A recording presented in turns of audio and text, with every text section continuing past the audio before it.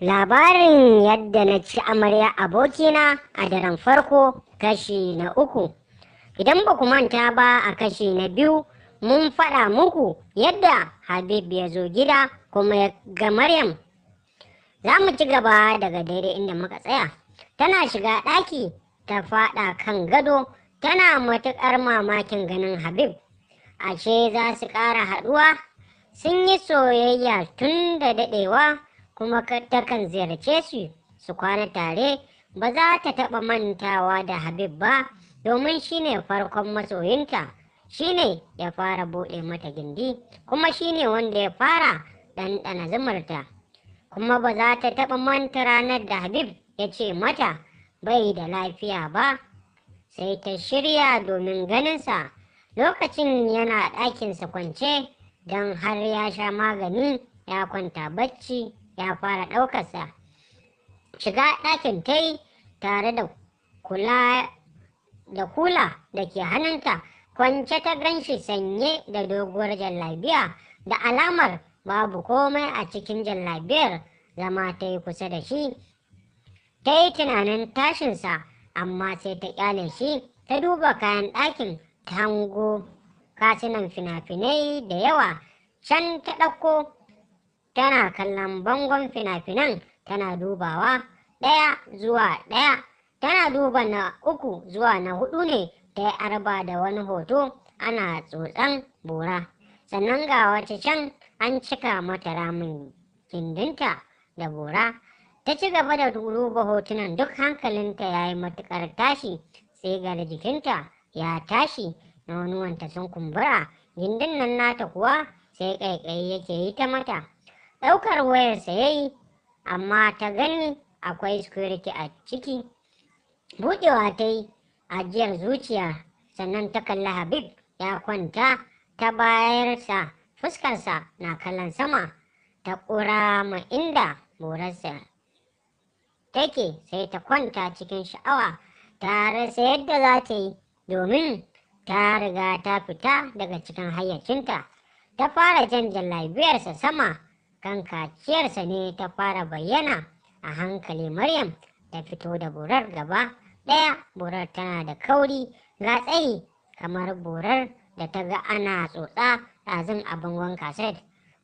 Boran ba ta tashi ba, amma tana kwance lagwai. A hankali cikin tsoro ta kama kaciyar, tana lailaya ta cikin hannunta, tana jansa sama-sama, tana zagaye sa da ɗan yatsa. Hankali babu, nan take borar ta fara tashi, tana harbawa, tana zillo cikin hannunta. Sai ta lashe saman kaciyar, ta ji tana ƙara zillo cikin hannunta. Ta tura a bakinta, ta fara tsotsa. Borar tana yi a hankali ne domin ba ta iya ba ta kuma taɓa yi ba. Wannan shine karo na farko. Golayensa ta cafka, tana matsa su, tana shan bora. Wash Habib ya furta har za ta cire borar a bakinta. Ta ji ana matsa kanta, ana zungura mata watso. Ya riƙe kanta yana tura mata borar, yana taɓo maƙogwaranta. Sake kanta yayi, ta ɗaga kanta, suka haɗa ido, suka yi yana lumshe idonsa. Ta juyo da kanta wajen borar da ke hannunta. Wani ruwa na fitowa daga bakin kaciyar, bakinta ta sa tana lashewa, wato ruwan da yake siyaya. Ji ta ya jawo ta a jikinsa, ya ƙara rungume ta, ya fara shafa ta, yana matsa mata nonuwa. Ya fito da nonuwan ta guda ɗaya ya saka a baki, ya fara tsotson kan nonon. Maryam na cikin tunanin nan ne ta ji an faɗo jikinta. Ƙamshin da ya buge hancinta, ta gane ba kowa bane Khalil ne, dan har ta firgita kaɗan. Khalil ya ce, "Honi, ya naga idanuwanki sun canja kala, ciwon kai ne ya motsa min." A nan dai ya ajiye wa 'yarsa ya shiga bathroom domin ya watsa ruwa. Bayan ya shiga ne Maryam ta ɗau wayarsa, tana duba kontak ɗinsa. Bata ga Habib ba. Can ta ga wani namba da aka sa H-Guy. Ta tsaya tana duba nambar kawai, ta kwashe nambar a wayarta ta ajiye masa nasa a WhatsApp. Ta koyi sa'a yana online tun daga ranar suka fara chatin, musamman ma da daddare. Habib ya fito ɗaki, matarsa tana falo tana kallon TV. Lokacin karfe 8 ne daidai na dare. Habib ya zauna kusa da ita. Subi ta kalle shi ta ce, ina za ka haka my husband? Ya ce, zan je asibiti ne. Ya ba ta amsa. Subi ta buɗe baki tana mai wani irin kallo mai alamar tambaya. Sai ya yi sauri ya tare numfashinta. Wasu marasa lafiya ne zan je dubawa, yanzu aka yi min waya. A sa'an nan ne Subi ta saki fuskarta, duk da ba ta son fitarsa, amma da yake ya kasance aikinsa babu yadda za ta yi da shi. Shi ma daman haka yake samu idan ba zai yi kwanan gida ba, yana son ya je ya kwana da wata. Sai ya ce ai yana asibiti ne domin shi likita ne kuma ya samu aiki a babban asibiti. Daga nan ya fita daga gidan. Kai tsaye take kan titi tana danna wayarta tana ɗaurawa a kunne. Kallo ɗaya za ka mata ka fahimci tana jiran wani ne.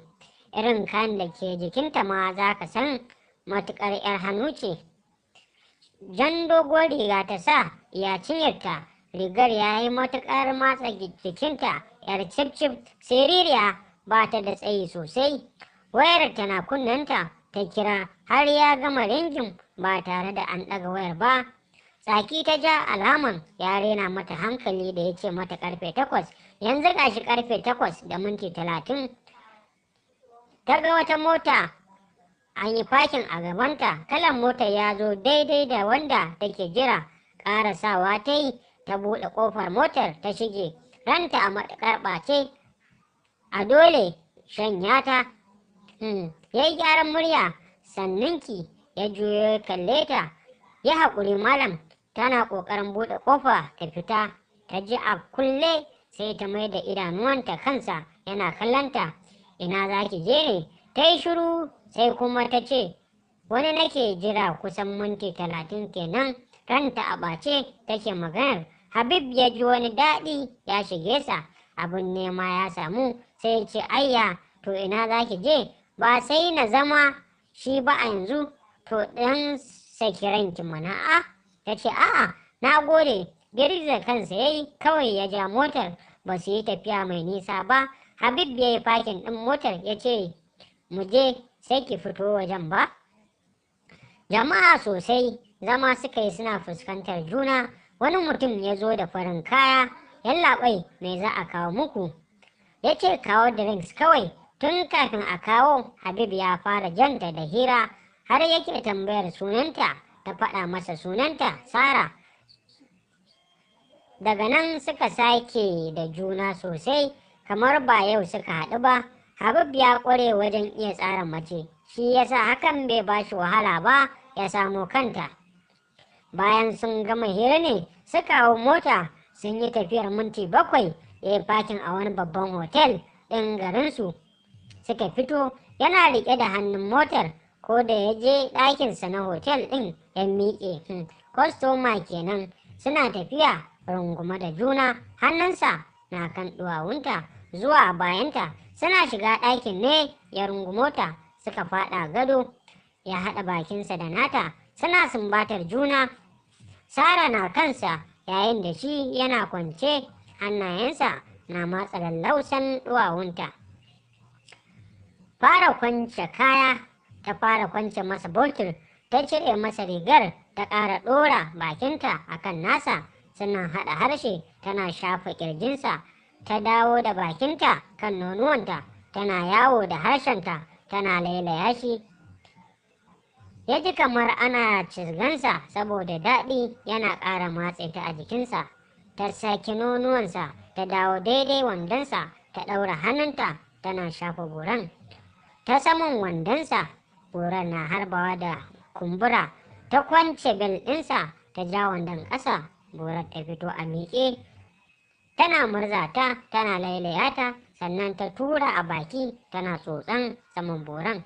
Tana murza golayensa. Ya ji wani irin daɗi na shigarsa. Yana gurnani kamar wani sabon zaki. Sara bata daɗe da fara shan borar ba. Ta ji ɗan kamfanta sai ɗiga yake tashi tsaye ta yi ta cire rigarta, ɗan kamfan da ke jikinta kawai ta cire ta hau kan Habib da borarsa ke tsaye yana hamma, ta kama borar tana shafawa a ƙofar gindinta. A nan za mu dakata a kashi na 3, ku biyo mu a kashi na 4 ku ji ci gaban labarin.